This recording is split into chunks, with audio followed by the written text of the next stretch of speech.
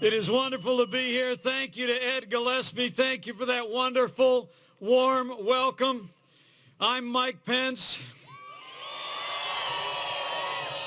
Just a few short months ago, I accepted my party's nomination to run and serve as the next Vice President of the United States of America. And I have to tell you, Ed, I appreciate that introduction more than I can tell you. But he knows me well enough to know the introduction I prefer is a little bit shorter. I'm a Christian, a conservative, and a Republican in that order.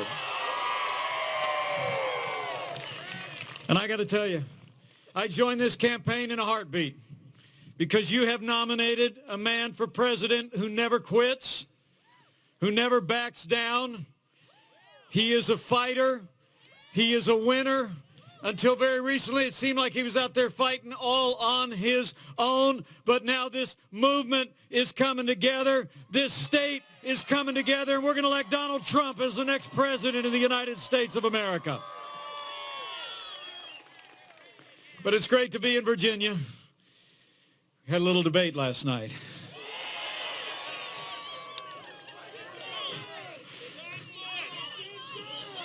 It was at Longwood University, and I was humbled and honored to be there. Donald Trump called me late last night from Nevada to congratulate me on the debate. That really meant the world to me. It truly did. Some people think I won.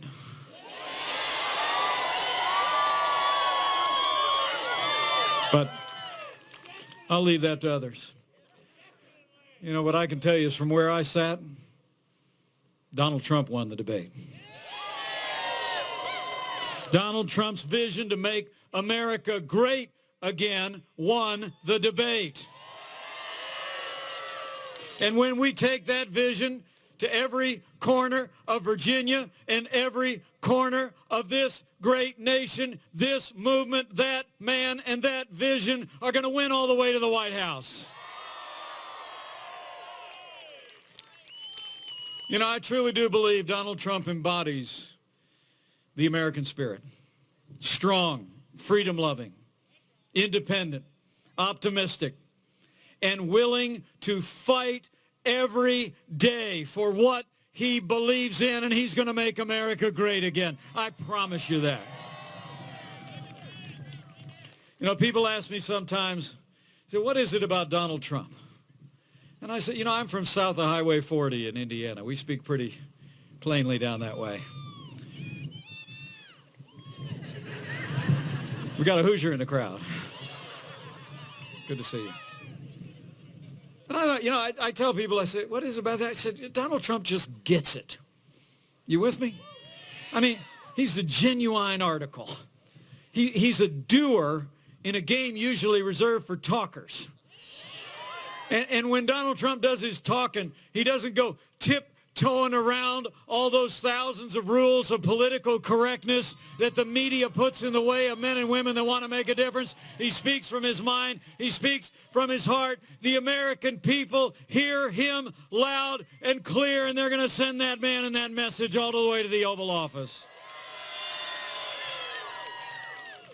The funny thing is, you know, the party in power seems helpless to figure out our nominee. And, of course, I'm talking about the media. Right? I mean, you ever notice that? I mean, seriously, they all keep telling each other the usual methods are going to work, right? Now we got him. All right, now we found this thing he said. Now we found this thing he tweeted.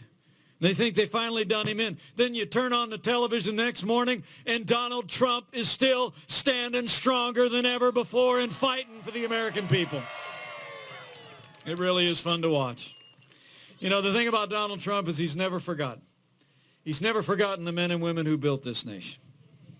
People who work with their hands, who grow our food, who build our roads and bridges, who tend to our sick and teach our kids. And Donald Trump, I promise you, will never forget the men and women who serve on the thin blue line of law enforcement all across this state and nation. And they know it. It's probably why the largest police officers union in America, 330,000 strong, the Fraternal Order of Police, endorsed Donald Trump to be the next president of the United States. You know, there's a lot of law enforcement with us today, and I'm honored to be with each and every one of them. It's been a challenging time for law enforcement in this country. Would you mind just taking a minute and showing these men and women in law enforcement just how much we appreciate the job that they do each and every day?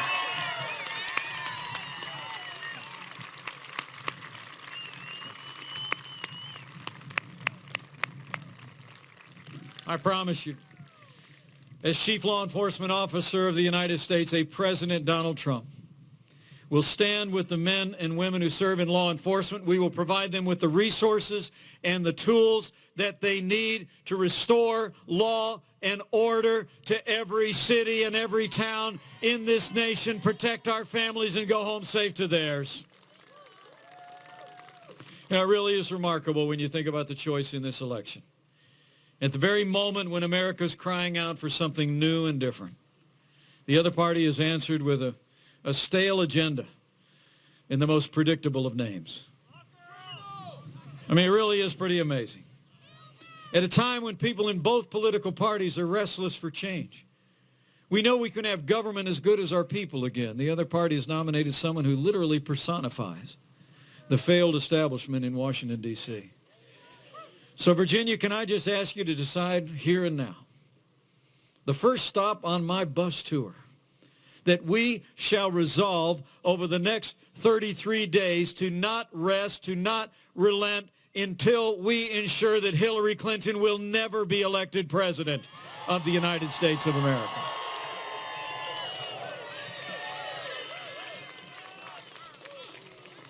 You know, the truth is,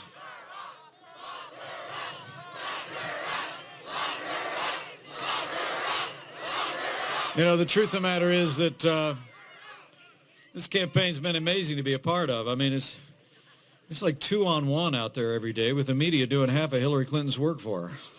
You ever notice that? Really, sometimes I get up in the morning, I got to turn on the television with a stick. Just never know what's going to be there. But the amazing thing is, even though the media is out there doing half her work for her, it's 2-on-1. Donald Trump is still winning hearts and minds every day, and he's going to win all the way to the White House. You know, the media is so busy parsing every word Donald Trump said or tweeted in the last 30 minutes that it seems like they haven't had time to talk about what the Clintons have been up to for the last 30 years. So let me see if I can help. I mean, the truth is this campaign's about very serious things. I mean, you heard that last night. It was really incredible. Your Senator Tim Kaine sat across that table from me, and after an avalanche of insults, he said that he referred to us as running an insult-driven campaign. I mean, Hillary Clinton called half of the people that believe we can make America great again a basket of deplorables. But despite their avalanche of insults, this election really is about issues that matter to the people of Virginia and the people of this country. It's about security. It's about prosperity. It's about the Supreme Court of the United States, and it's about preserving the highest standards of integrity in the highest office in the land. And on every single one of those issues, Donald Trump is the right choice for the United States of America in 2016. On security, we talked about it a lot last night. 7.5 years of the leadership of Barack Obama and Hillary Clinton on the world stage has weakened America's place in the world and emboldened our enemies. Despite traveling literally millions of miles as our Secretary of State, the world is more dangerous today than the day that Hillary Clinton took over the foreign policy of this country. Our allies are less secure. Our enemies are more emboldened. And it's important to note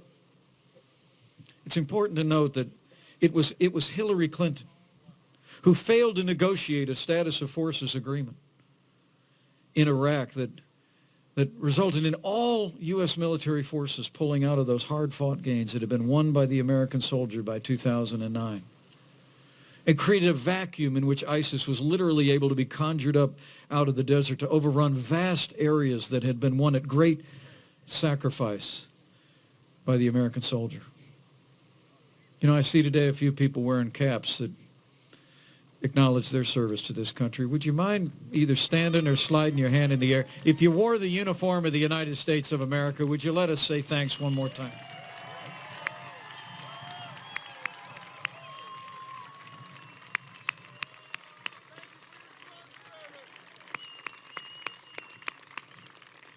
Thank you for your service. It was Hillary Clinton who initiated that disastrous agreement with the radical mullahs in Iran. $150 billion.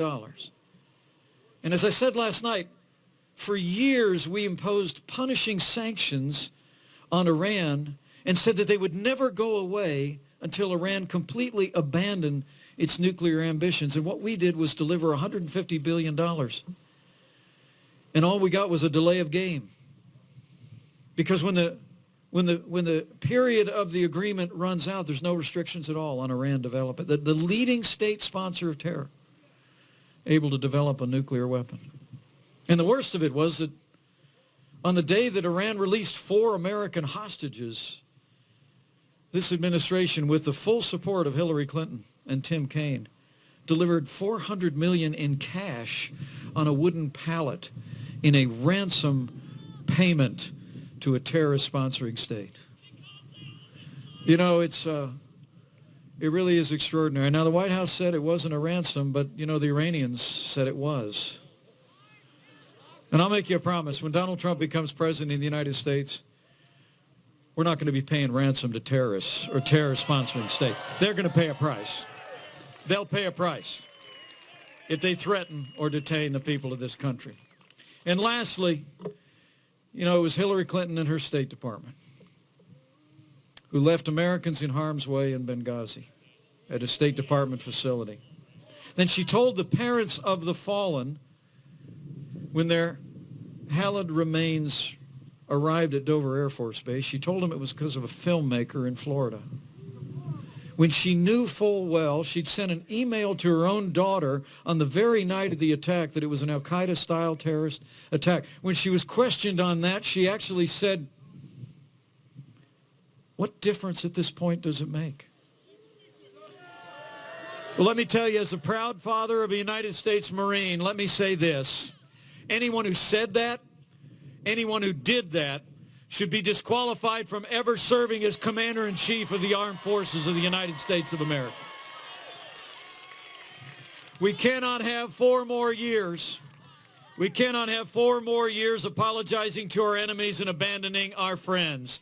For the world to be safe, America needs to be strong. And Donald Trump will lead on the world stage with American strength. We will rebuild our military. We will restore the arsenal of democracy. We will provide our soldiers, sailors, airmen, Marine with the resources that they need to accomplish the mission. And they will hunt down and destroy ISIS and any terrorist organization that threatens our people. That's probably why 160 retired admirals and generals, including 17 Medal of Honor winners, have endorsed Donald Trump to be the next Commander-in-Chief of the Armed Forces of the United States. So this election is about security and real choices, but it's also about prosperity.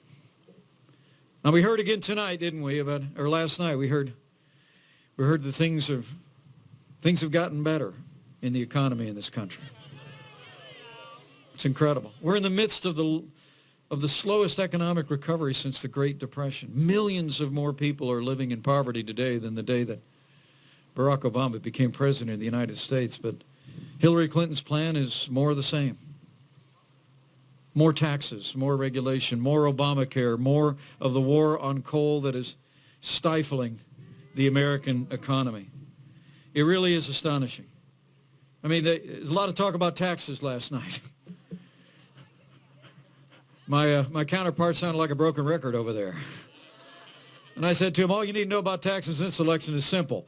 Hillary Clinton's going to raise your taxes, and Donald Trump and I are going to cut taxes across the board for working families, small businesses, and family farms.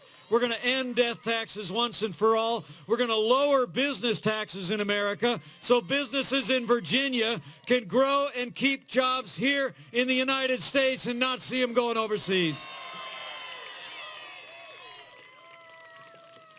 I mean, Donald Trump has a plan to get this economy moving again. And it's the time-honored principles that have always worked. It worked back in the 1980s when Ronald Reagan did it. It worked, frankly, in the 1960s when President John F. Kennedy did it. And that is, you let people keep more of what they earn. You roll back regulation and red tape. On day one of the Trump administration, we're going to sign a moratorium on any new federal regulation. We're going to repeal every single Obama executive order that's stifling growth and jobs in this economy. I mean, Donald Trump and we're going to work with members of Congress like my great friend Jeb Hensarling from Texas, who's with me today and did such a great job on television last night. Could you give it up for Congressman Jeb Hensarling? He is an outstanding conservative. But Donald Trump and I know that Congress actually convenes before the new president is inaugurated. And so, Jeb, if you all don't mind, if you and Paul Ryan could get to work, put a bill on this new president's desk, and we're going to repeal Obamacare lock, stock, and barrel on day one. Day one.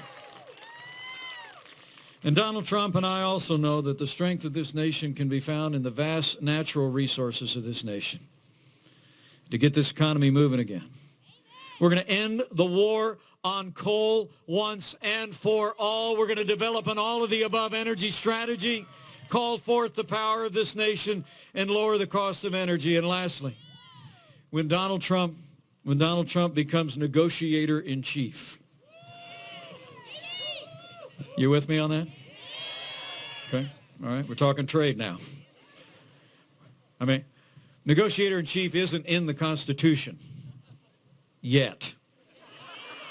But when Donald Trump becomes negotiator-in-chief, I promise you we're going to have a president who renegotiates NAFTA so it works for the American worker. We're going to get out of TPP, and we're going to hold our trading partners accountable for the promises that they make to the American people. When it comes to trade, we're going to put the American worker first.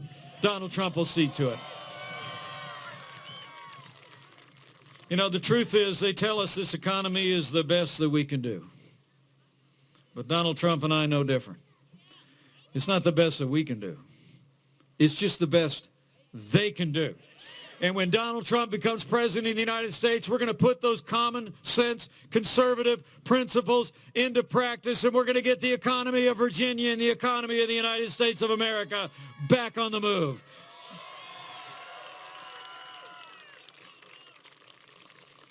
And lastly, before I get to a close, and I got to thank you for coming out today. This is such a blessing. I mean, I know I'm not the main event, you know. I'm the other picture on the bus. So give yourselves a round of applause for coming out for this movement today, will you please? It's very humbling to me. But I hope you leave here today, and I hope you tell somebody. You know, folks, this is really about our country. And so we need you to leave here today, not just having heard a speech on a platform with hay bales in a great Virginia setting. I hope you leave here today and you go find neighbors and friends and you say, you know, I saw Mike. He looked a little tired.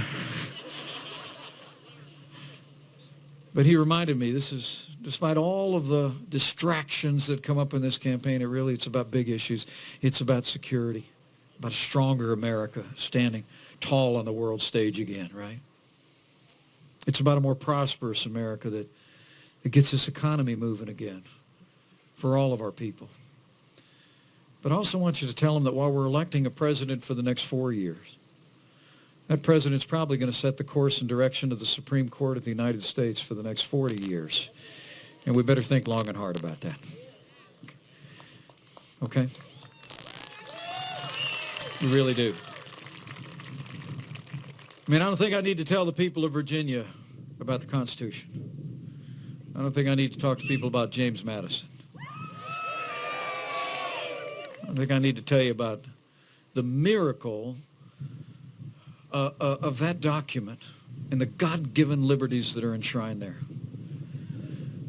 I got to tell you, whether it's our freedom of speech, our freedom of expression, our freedom of the press, our freedom of religion, whether it be the right to keep and bear arms of law-abiding citizens,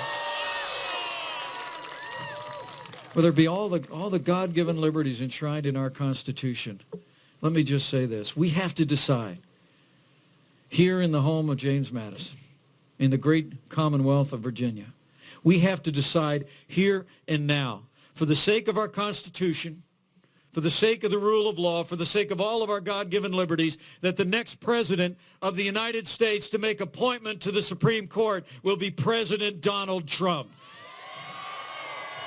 Donald Trump will appoint justices to the Supreme Court who will uphold our Constitution in the tradition of the late and great Justice Antonin Scalia.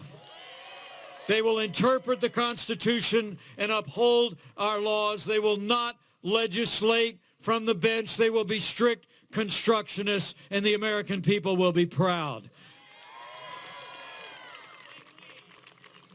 So it's about security, it's about prosperity, and it's about our Supreme Court, but it's also about having the highest standards of integrity in the highest office in the land. I mean, truthfully, you look at the avalanche of controversies coming out of the Clinton years, and it's almost hard to keep up. We talked about it last night. We talked about the fact when Hillary Clinton was serving as the third-ranking constitutional officer in our government, the Secretary of State of the United States, she had a private foundation that accepted contributions from foreign donors and foreign governments. And then she had a private server, presumably so communications about what she was doing there would not be susceptible to public disclosure and public accountability. We'll never know because we're still waiting on those 33,000 emails that she hasn't revealed. And when you're talking about that server, I actually said this last night. I mean, she had a private server where she had classified information, including emails about drone strikes, military operations, even emails from the President of the United States. Classified information that was put on a private, unsecured server that could be susceptible and vulnerable to hacking and exposure to the enemies of this country. And I got to tell you, as I told Senator Kaine last night, if either of our sons in the military handled classified information the same way Secretary Clinton did, they'd be court-martialed. I mean, that's the hard truth of all this. And the American people are tired of it. I mean, the whole point is that they've said now that they won't accept contributions from foreign governments and foreign donors if she becomes president of the United States because it'd be a conflict of interest. Well, if it'd be a conflict of interest when you were president of the United States, how is it not a conflict of interest when you were Secretary of State of the United States of America? The truth of the matter is you're looking at pay-to-play politics, and it's exactly the kind of pay-to-play politics that's going to end the day that Donald Trump becomes president of the United States. I'll make you a promise. The day Donald Trump walks into the Oval Office, the days of the rigged system for the favored few are going to come to a crashing end. When he becomes president of the United States, his only special interest will be you, the American people. And he's going to fight for you and for the people of this nation each and every day as our great president. So security and prosperity and the Supreme Court and high standards of integrity. That's what this election is about. I mean, I don't know what issue that'll be fluttering on the news tonight. I don't have any idea. It'll be something. But when you leave here, I hope you go tell somebody. I ran into Mike, and he said, this is what this is about. I expect it's why you're here. It's why the enormous throngs of everyday Americans coming out all across the country for Donald Trump are coming out. He's always the first one to say to me when we campaign together, we'll look out of the car window and he'll say to me, you know, this isn't about me and it's not about us. He said, this is a movement. of the American people. And we'll make America great again. But now when you go, I want you to do two things. I want you to tell people about the choice, all right? We tried to do that last night, right? Little point, counterpoint, right? But I also hope you'll tell people that in Donald Trump and yours truly, you've got a couple people that will always believe that there will always be more in this country that unites the people of the United States than will ever divide us. And it has a lot to do with faith. First, it's faith in this thing we call the American dream. It really is. I believe in it. Donald Trump believes in it because, to be quite honest with you, we've lived it. I mean, if you think about it, his grandfather immigrated to this country. My grandfather immigrated to this country from Ireland. His dad was a self-made man who built a business with his own hands in Queens. And my dad followed work down to a small town in southern Indiana, built a small gas station business with my mom, and he's a self-made man. Donald Trump and I were both raised to believe that to whom much is given, much will be required. And so for him, that meant the kid from Queens went to Manhattan Island and started to build the big buildings, right? Right? And for me, it was a calling into public service. You know, I always tell people, really, if you think about it, I mean, other than a whole bunch of zeros, Donald Trump and I have a whole lot in common. A lot of zeros. And that's a belief in the American dream. Because we've lived it. We've lived it. It's a simple belief in America that's new every time we consider it, that different from much of the history of most of the world, that here in America, regardless of race or creed or color or gender, anybody can be anybody. If you work hard, you study hard, you treat others the way you want to be treated, and you never give up. And I want to promise you, Donald Trump and I are going to work every day to revive the American dream for every family and every American. It's about faith in the American dream. And lastly, it's about that faith. It's about that faith that's always underpinned America. It brought the first settlers to our shores, sustained them through those early harsh days. It represents, and I believe always will represent, the foundation of American greatness that we are now and shall ever be. One nation under God, indivisible, with liberty and justice for all.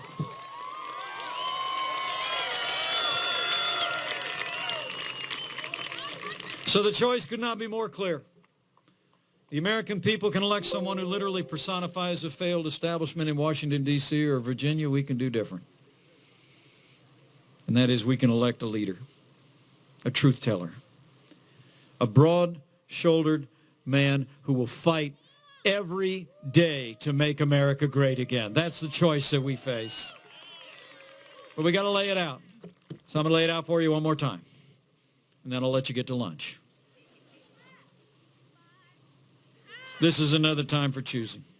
If you want a president who will protect this nation, rebuild our military, restore the arsenal of democracy, support our troops and those who served in uniform, and who will give our war fighters the resources, ability, and the clarity of mission to hunt down and destroy ISIS and any terrorist organization that threatens our people. If you want a president who will restore law and order to every city and every community in this nation by supporting law enforcement with the tools and the resources that they need and deserve.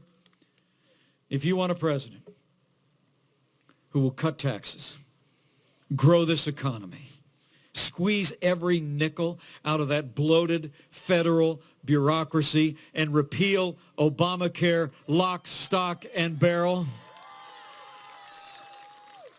If you want a president who will build a wall, enforce the laws of this nation for the people of this nation,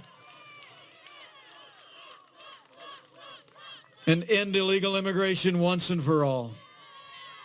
And if you want a president who will upend the status quo in Washington, D.C., I mean, really, he's going to upend the status quo in Washington, D.C., and a president who will uphold the Constitution of the United States of America, then I want to tell you, Virginia, we have but one choice if you want all of those things. And I'm here to tell you, that man is ready. This team is ready.